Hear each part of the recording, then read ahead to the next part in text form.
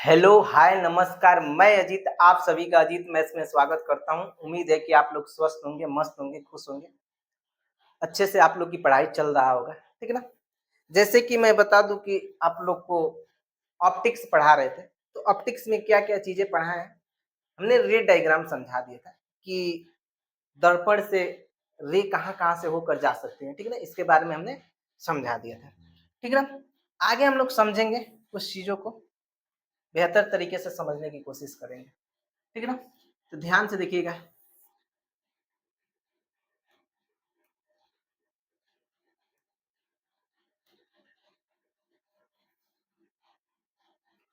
ये आपके सामने है।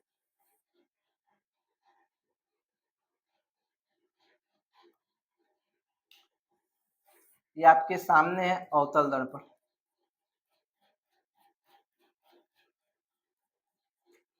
ठीक? क्या है? अवतल दर्पण है। ठीक है?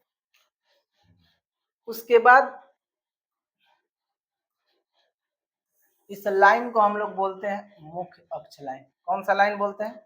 मुख्य अक्ष लाइन बोलते हैं। ठीक है ना?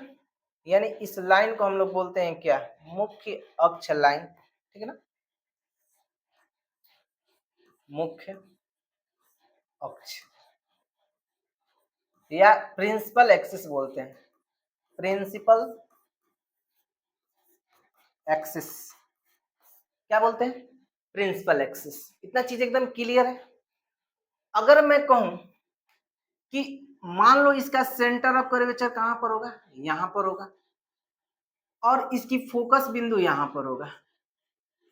ठीक है ना? इसकी फोकस बिंदु कहां पर होगा? यहां पर होगा। ठीक? अच्छे से समझ में आ रहा है? थोड़ा सा एक काम और हम लोग को करना है कि इस लाइन को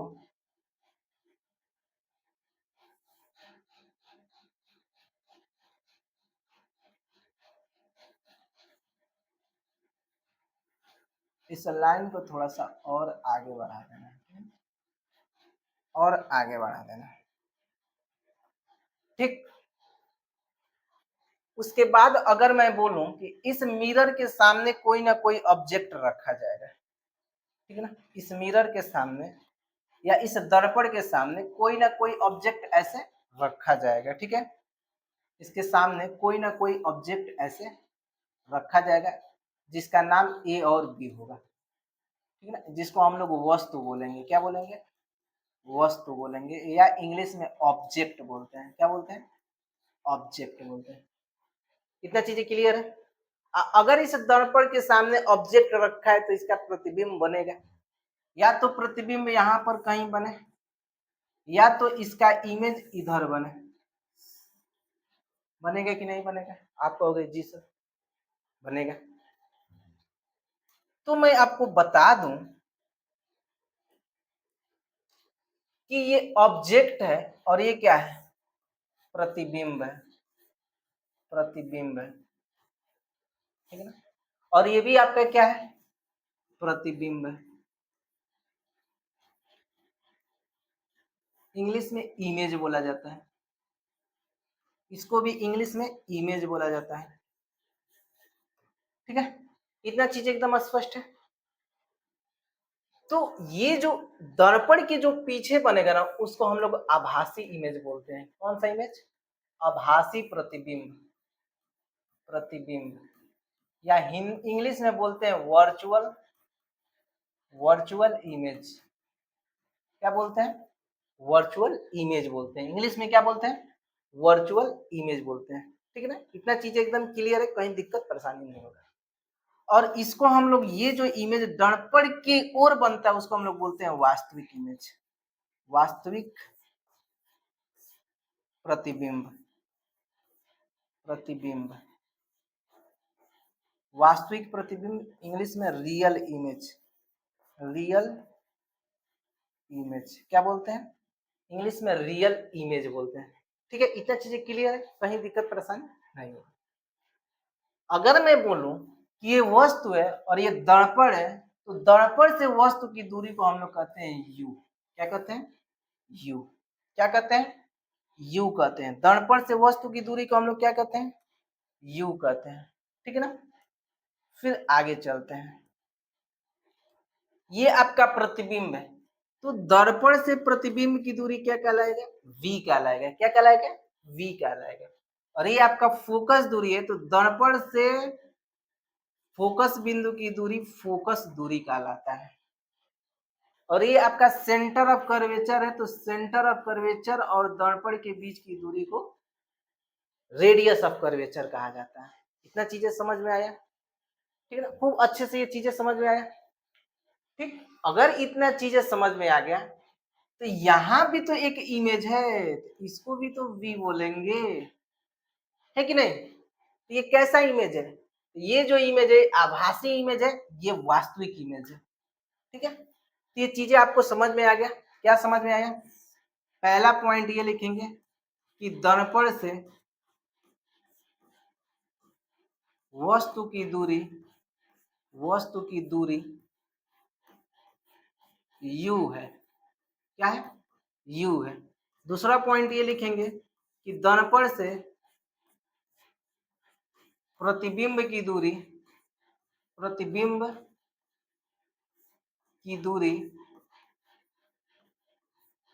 v है। ठीक है ना? और दूसरा ये लिखेंगे कि दर्पण की फोकस दूरी फोकस दूरी f है। समझ में आया कि नहीं समझ में आया? इतना चीजें एकदम अच्छे से समझ में आया कि नहीं समझ में आया? कहीं डाउट परेशानी यहाँ पर नहीं होने वाला है, क्योंकि इतने अच्छे तरीके से क्या किया गया है, परोसा गया है, ताकि आपको कहीं दिक्कत परेशानी न हो। ठीक है, आगे चलते हैं।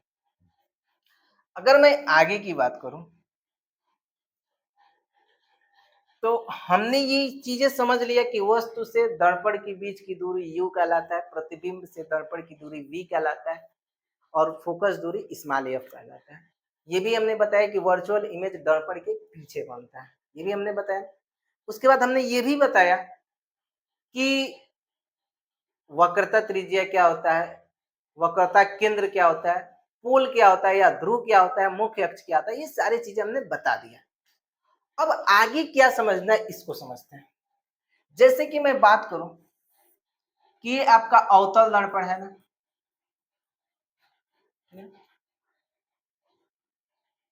और अगर ये अवतल दर्पण है तो ये लाइन जो होगा मुख्य अक्ष लाइन होगा। ये लाइन जो होगा कौन सा लाइन कहलाएगा? मुख्य अक्ष लाइन कहलाएगा। कहलाएगा कि नहीं कहलाएगा? प्रिंसिपल एक्सिस जिसको हम लोग बार बार बोल रहे हैं। ठीक है ना? तो अगर ये प्रिंसिपल एक्सिस है तो यहां पर कोई भी प्रिंसिपल एक्सिस है तो यहां पर इसकी सी रहा होगा और यहां पर इसका एफ रहा होगा। ठीक है ना? ये जो फोकस बिंदु होता है ना, वो ध्रुव और सेंटर यानी वक्रता केंद्र के बीच में होता है, और इसके बीच की दूरी क्या होता है? आर होता है, और एफ और पी के बीच की दूरी को स्मॉल एफ होता है। तो जो आर है उसको हम लोग बोलते हैं क्या? वक्रता त्रिज्या। यानी आर क्या है? आप कहोगे सर आर वक्रता त्रिज्या है, वक्रता त्रिज्या है। और एफ क्या है? आप कहोगे सर दर्पण की फोकस दूरी है, दर्पण की फोकस दूरी। दर्पण की क्या है? फोकस दूरी है। एफ क्या है? तो दर्पण की फोकस दूरी। तो कहोगे कि सर एक बात बताइए ना, कि अगर ये आर है वक्रता त्रिज्या और एफ फोकस दूरी है, तो हम एक काम करते हैं कि आर और एफ में संबंध फाइंड करते हैं। तो लिखेंगे आर व एफ में संबंध। ठीक है ना? रिलेशन बिटवीन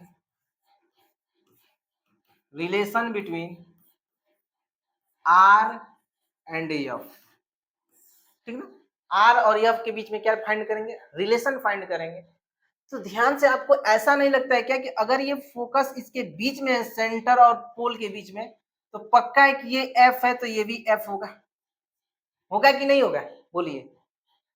होगा। ठीक है, तो हम बोल सकते हैं ना कि जो फोकस दूरी होता है वो वक्रता त्रिज्या के क्या होता है, आधा होता है। क्या होता है, फोकस दूरी वक्रता त्रिज्या का आधा होता है, या मैं ये भी बोल सकता हूं कि वक्रता त्रिज्या फोकस दूरी की क्या होती है, दो गुनी होती है। फोकस दूरी वक्रता त्रिज्या के क्या होती है, दो गुनी होती है। यानी यहाँ पर हम लिख सकते हैं, ध्यान से सुनिएगा, गलती बोल दिया हूं, थोड़ा सा ध्यान से सुनिएगा। फोकस दूरी वक्रता त्रिज्या के आधी होती है और वक्रता त्रिज्या फोकस दूरी के दुगुनी होती है। समझ में आ रहा है कि नहीं? तो मैंने ये रिलेशन बता दिया कि F is equal to R by two या R इजकल टू 2F, ठीक है ना। तो जब भी किसी दर्पण का वक्रता त्रिज्या दिया है तो आप फोकस दूरी निकाल लोगे, और जब भी फोकस दूरी दिया होगा तो आप वक्रता त्रिज्या निकाल लोगे। इतना चीजें क्लियर है। इसी प्रकार उत्तल दर्पण में यही रिलेशन होगा। इसी प्रकार उत्तल दर्पण में क्या होगा, यही रिलेशन होगा, ठीक है ना। जैसे कि यहाँ पर आपके सामने बना रहा हूं फिगर, ये आपका फिगर हो गया, ये आपका क्या हो जाएगा, मुख्य अक्ष हो जाएगा। तो यहाँ पर अगर सी रहा होगा तो यहाँ पर क्या होगा, एफ रहा होगा। तो यहाँ से यहाँ तक की दूरी आर है, तो यहाँ से यहाँ तक की दूरी एफ होगा, और यहाँ से यहाँ तक की दूरी भी क्या होगा, एफ होगा। तो यहाँ से भी तो वही रिलेशन आएगा, रिलेशन थोड़ी चेंज हो जाएगा, इसके लिए भी वही रिलेशन होगा, ठीक है ना। अब हम लोग थोड़ा सा इसकी चीजों को साइन कन्वेंशन समझते हैं, यानी इसकी चिन्ह परिपाटी को समझते हैं, ठीक है ना। समझ में आ रहा है कि नहीं, चिन्ह परिपाटी, ठीक है। तो आगे चलेंगे। तो आगे की अगर मैं बात करूं तो हम लोग को आगे पढ़ना होगा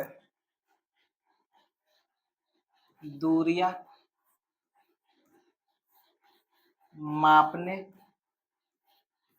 के लिए चिन्ह परिपाटी, दूरियां मापने के लिए चिन्ह परिपाटी, ठीक है ना। तो अगर मैं इस चीज को समझने की कोशिश करें तो सबसे पहली चीज तो हम लोग बनाने वाले हैं एक अवतल दर्पण, ठीक है ना। आपके सामने ये क्या है, आपके सामने ये है अवतल दर्पण, ठीक है ना। क्या है, अवतल दर्पण, ठीक। इसको हम लोग करेंगे कलई, ठीक। और ये लाइन जो है ना, ये प्रिंसिपल एक्सिस है, ठीक ना। क्या है, प्रिंसिपल एक्सिस। एक लाइन और ड्रॉ करेंगे हम लोग, एक लाइन और ड्रॉ करेंगे कुछ यहां से ऐसे, ठीक ना। थोड़ा सा इस लाइन को सीधा करने की कोशिश किया जाए। ये आपका लाइन है, ठीक, ये आपका लाइन है। इसको हम लोग बोलते हैं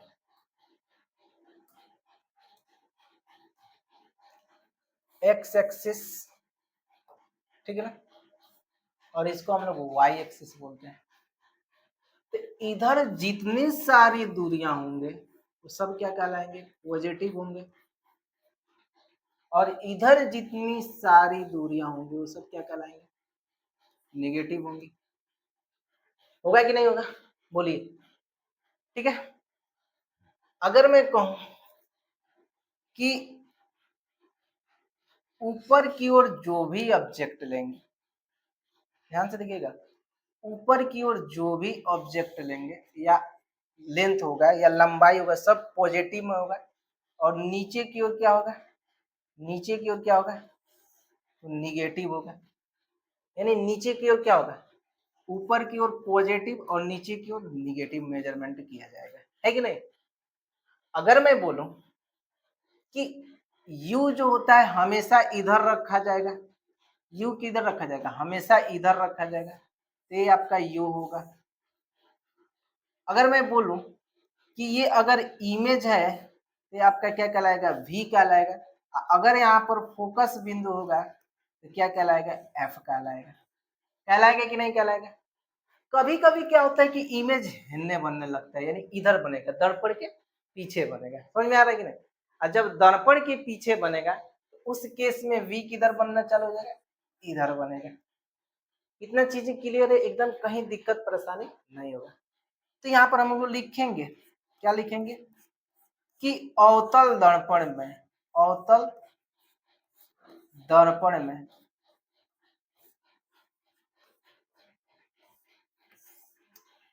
एफ का मान क्या होता है जी? हमेशा निगेटिव होता है, निगेटिव होता है। समझ में आ रहा है कि नहीं? यू का मान भी हमेशा निगेटिव होता है, यू का भी मान हमेशा क्या होता है? निगेटिव होता है। अगर मैं बात करूं, v की बात करूं, तो ये बदलेगा। ये डिपेंड कर रहा है कि उसकी इमेज की प्रकृति कैसा है। अगर इमेज की प्रकृति वास्तविक है, उस केस में भी का मान क्या होगा? निगेटिव होगा। कब? जब वास्तविक प्रतिबिंब हो, प्रतिबिंब हो, यानी जब इमेज वास्तविक बनेगा तो उस केस में भी का मान क्या होगा? निगेटिव होगा। और जब इमेज क्या बने? पॉजिटिव होगा, तो सॉरी, जब इमेज आभासी होगा उस केस में इमेज की जो दूरी होगा कैसा होगा? पॉजिटिव में लिया जाएगा। समझ में आ रहा है कि नहीं समझ में आ रहा है? ठीक है। यहां से क्या क्या चीजें मिला कि अगर इस दर्पण के लेफ्ट साइड में जितनी सारी दूरियां होंगी वो सब क्या निगेटिव में मापी जाएंगे, यानी निगेटिव लिया जाएगा। ठीक है ना? असल में ये डायरेक्शन को बता रहा है, क्योंकि अभी हम लोग पढ़े हैं कि दूरी जो होता है निगेटिव नहीं हो सकता है, तो हम दूरी को निगेटिव नहीं कर रहे हैं, क्योंकि निगेटिव साइन ये बता रहा है कि दर्पण के किस साइड में बन रहा है, या किस साइड में ऑब्जेक्ट को रखा गया है, या किस साइड में इमेज बन रहा है। बस निगेटिव चीजें ये बता रहा है, ये नहीं बता रहा कि माइनस के इतना मीटर, नहीं, माइनस केवल उस ऑब्जेक्ट का या इमेज की डायरेक्शन बता रहा है कि किस ओर रखा गया है। इतना चीजें समझ में आया? तो इसमें एफ का मान हम लोग क्या लेने वाले हैं? इसमें एफ का मान, अवतल दर्पण का हमेशा एफ का मान निगेटिव होगा, यू का मान हमेशा निगेटिव होगा, क्योंकि वस्तु हमेशा दर्पण के, मतलब दर्पण के बाईं ओर, मतलब जिधर कलई नहीं किया गया है, जिधर कलई नहीं किया गया है उधर रखेंगे। समझ में आ रहा है कि नहीं समझ में आ रहा है? फिर उसके बाद v जो होगा वो डिपेंड कर रहा है कि अगर इमेज वास्तविक होगा तो प्रतिबिंब निगेटिव होगा, यानी v का मान निगेटिव लेंगे। अगर इमेज क्या होगा? आभासी होगा, तो v का मान क्या लेंगे? पॉजिटिव लेंगे। इतना चीजें एकदम क्लियर है, कहीं यहाँ पर दिक्कत परेशानी कहीं 1% का डाउट नहीं है। आप समझने की कोशिश करिए, चीजें अच्छे से समझ में आएगा। ठीक है ना?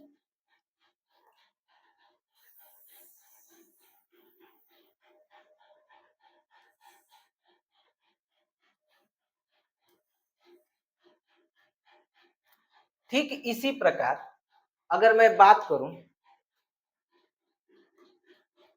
उत्तल दर्पण के लिए, तो ये आपके सामने उत्तल दर्पण है। ठीक है ना? क्या है? उत्तल दर्पण है। आप कहोगे जी सर ये उत्तल दर्पण तो है। उसके बाद इसमें एक प्रिंसिपल एक्सिस होगा, एक प्रिंसिपल एक्सिस होगा जिसको हम लोग बनाएंगे। तो ये आपके सामने प्रिंसिपल एक्सिस हो गया। एक लाइन यहां पर भी ड्रॉ करेंगे ऐसे, और इसमें भी वही चीजों को समझने की कोशिश किया जाएगा कि अगर ये एक्स एक्सिस है, ये वाई एक्सिस है, तो इधर की सारी दूरियां क्या होंगी? मतलब इधर जितनी भी मतलब वैल्यू लिया जाएगा सब निगेटिव लिया जाएगा। समझ में आ रहा है? अभी आपको बताया कि दूरी निगेटिव नहीं, मतलब उसकी दिशा जो है ना बता रहा है। ठीक है ना? तो ये क्या हो जाएगा? ये आपका हो जाएगा क्या? पॉजिटिव हो जाएगा। और इधर जितनी दूरियां मापी जाएंगी वो निगेटिव होगा। तो आपको मैं बता दूं कि इस उत्तल दर्पण द्वारा जो इमेज बनता है ना, हमेशा आभासी बनता है। कैसा बनता है? तो हमेशा आभासी इमेज बनता है, वास्तविक इससे बनता ही नहीं है। ठीक है ना। और इसकी सेंटर ऑफ कर्वेचर यहीं पर है और फोकस बिंदु यहीं पर है, ठीक है ना। सेंटर ऑफ कर्वेचर यहीं पर है और फोकस बिंदु भी इधर ही है। मान लो यहीं पर इमेज बन रहा है, ठीक है ना। तो ये आपका एफ हो जाएगा और ये आपका क्या हो जाएगा, वी हो जाएगा, और यू हमेशा इधर रखा जाएगा। ये आपका क्या हो जाएगा, मतलब यू जो होगा इधर होगा, ऑब्जेक्ट हमेशा इधर रखा जाएगा, ठीक है। तो यहाँ पर हम कहेंगे कि यहाँ पर यू जो होगा हमेशा क्या होगा जी, हमेशा निगेटिव होगा। क्या होगा, हमेशा यू का मान क्या लेंगे, निगेटिव लेंगे, और एफ का मान हमेशा इसमें क्या होगा, पॉजिटिव होगा। क्या होगा, हमेशा पॉजिटिव होगा, हमेशा क्या होगा, पॉजिटिव होगा। और v का मान भी हमेशा क्या होगा, पॉजिटिव होगा। क्यों पॉजिटिव होगा, क्योंकि इसमें वास्तविक इमेज बनबे नहीं करेगा, इसमें केवल और केवल आभासी इमेज बनेगा। इतना चीजें क्लियर है। यानी उत्तल दर्पण में f का मान धनात्मक होगा, v का मान धनात्मक होगा और u का मान ऋणात्मक होगा। बट अवतल दर्पण में u का मान ऋणात्मक, f का मान ऋणात्मक और v का मान डिपेंड कर रहा है कि इमेज की नेचर कैसा है। अगर वास्तविक है तो निगेटिव लेंगे, अगर आभासी है तो पॉजिटिव लेंगे। इतना चीजें क्लियर है, ठीक है ना। आगे चलते हैं। यानी आपने साइन कन्वेंशन के बारे में अच्छे से समझ लिया होगा, ठीक है ना। ये खूब बेहतर तरीके से आपको समझ में आ गया होगा। अगर मैं आगे बात करूं तो आगे हम लोग को हेडिंग लगाना होगा आवर्धन। क्या हेडिंग लगाना होगा, आवर्धन। आवर्धन,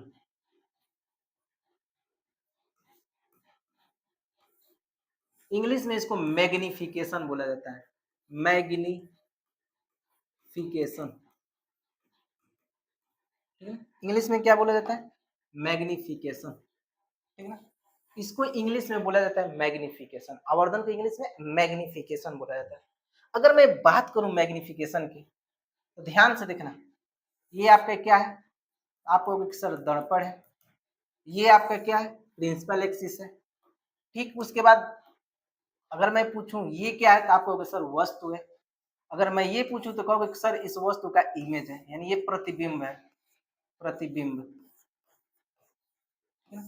और ये क्या है, इमेज है, इमेज सॉरी वस्तु, ओ सॉरी सॉरी सॉरी, ऑब्जेक्ट ना, ऑब्जेक्ट, ये आपका ऑब्जेक्ट है, हिंदी में वस्तु इसको बोलते हैं। ये आपका क्या है, इमेज है, इमेज है, ठीक है ना।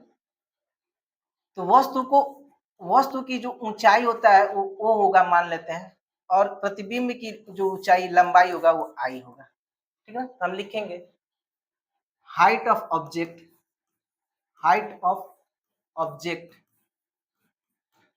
ओ ले लेते हैं, और हाइट ऑफ इमेज,